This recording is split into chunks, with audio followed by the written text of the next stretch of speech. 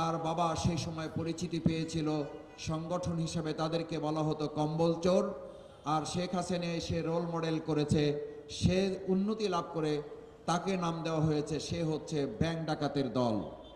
Share বাজারকে এমন এক দরবেশের হাতে তুলে দেওয়া হয়েছে। বাংলাদেশ জামাত ইসলামী 4 দফা কর্মসূচির ভিত্তিতে জনগণের দাবি আদায়ের জন্য আমরা অবিরাম সংগ্রাম চালিয়ে যাচ্ছি। সেই সংগ্রামের ধারাবাহিকতায় বাংলাদেশ জামাত ইসলামী এবং ইসলামী ছাত্র শিবিরের এই পর্যন্ত অসংখ্য নেতাকর্মীকে শহীদ হতে হয়েছে, জীবন দিতে হয়েছে, জেল জুলুম নির্যাতন নিপীড়ন সহ্য করতে হয়েছে, আহত এবং পঙ্গুত্ব বরণ করতে হয়েছে। বাংলাদেশকে অর্থনৈতিকভাবে সমৃদ্ধ করার জন্য বাংলাদেশ জামাত ইসলামী এদেশের মানুষের সুদ মুক্ত করে একটি সুদমুক্ত ইসলামী অর্থনৈতিক ব্যবস্থাপনা দাঁড় করানোর চেষ্টায় আমরা সফলতা লাভ করেছিলাম। অত্যন্ত দুর্ভাগ্যের ব্যাপার, আমরা এদেশের মানুষের তাহজিব তামুদ্দান, ঈমান, আকীদা এবং বিশ্বাসকে সামনে রেখে বাংলাদেশের মানুষের অর্থনৈতিক সমৃদ্ধিকে এগিয়ে নিয়ে যাওয়ার জন্য চেষ্টা করেছি।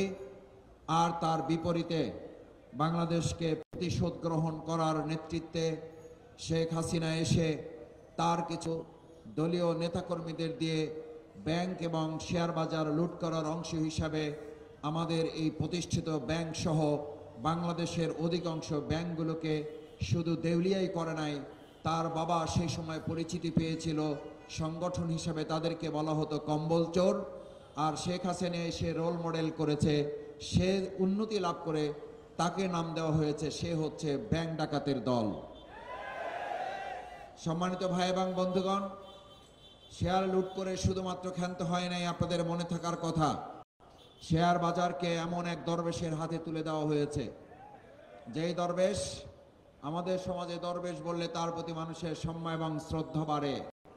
আর শেখ হাসিনা আমাদের বাংলাদেশে এমন দরবেশের জন্ম দিয়েছিল, যেই দরবেশ শেষ পর্যন্ত বাংলাদেশের শেয়ার বাজার ব্যাংকগুলোকে ধ্বংস করতে সক্ষম হলেও নিজে একখান ভালো প্যান্ট পরে বাংলাদেশ থেকে পালাতে সক্ষম হয় নাই। এটা আল্লাহ তাআলার পরিণতি। আল্লাহ তাআলা পরিণতির জায়গা থেকে এভাবেই করেছেন। ফেরাউনকে ধ্বংস করার জন্য খুব বেশি আল্লাহ তাআলার সৈন্য সামন্ত দরকার হয় নাই। আমাকে অনেক সময় অনেকে জিজ্ঞেস করে, মাসুদ ভাই, আমাদের এই স্বৈরাচার ফ্যাসিস্ট শেখ হাসিনাকে বিগত 14 বছর আমরা লড়াই করলাম, বড় বড় দল চেষ্টা করলো, সবাই মিলে পারলাম না, শেষ পর্যন্ত ছাত্ররা মিলে তাকে পতন ঘটিয়ে দিল, ক্লাস 9-এর, ক্লাস 7-এর, 8-এর, 5-এর, এবং রাস্তার আমাদের পথ শিশুরা আমাদের শেখ হাসিনার পতন ঘটিয়ে দিল। এর মাহাত্ম্য কি? আমি বললাম যে ভাই, মাহাত্ম্য হচ্ছে এটা আল্লাহ তাআলার পরিকল্পনা। আল্লাহ তাআলা চেয়েছেন নমরুদের মতো করে নমরুদকে শেষ করার জন্য।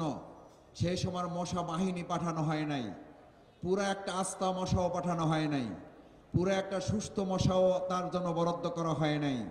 মশার মধ্যেও যেটা একটু ল্যাংড়া, তার মধ্যে একটা ডানা ভাঙা আর একটা পাখা ঠিক ছিল। সেই মশাটা দিয়েই নমরুদের মতো সেই পাহাড়ের জগদ্দল পাথরকে আল্লাহ তাআলা শুধু পরাস্তই করে নাই, জুতা পিটা করে তারপরে তাকে মৃত্যুর মুখে পতিত করা হয়েছিল। এই ফ্যাসিস্ট শেখ হাসিনার জন্য আল্লাহ তাআলা ওইরকম একটা পরিস্থিতি বরাদ্দ করেছেন। পুরা একটা রাজনৈতিক দলগুলোকেও আল্লাহ তাআলা ব্যবহার না করে শুধুমাত্র আমাদের এই তরুণ এবং পথ শিশুদের হাতেই শেখ হাসিনাকে পতন ঘটিয়ে আবার প্রমাণিত হয়েছে যে যত বড় স্বৈরাচার তার পতন তত নিষ্ঠুর এবং নির্দয় এবং নির্লজ্জভাবেই হয়ে থাকে। ভবিষ্যতেও যদি আবার কেউ এরকম স্বৈরাচার এবং ফ্যাসিস্টের রাস্তা ধরেন, তাহলে আবার মনে হয় আমাদের ক্লাস 8, 9 এবং পথ শিশুদের দরকার হবে না।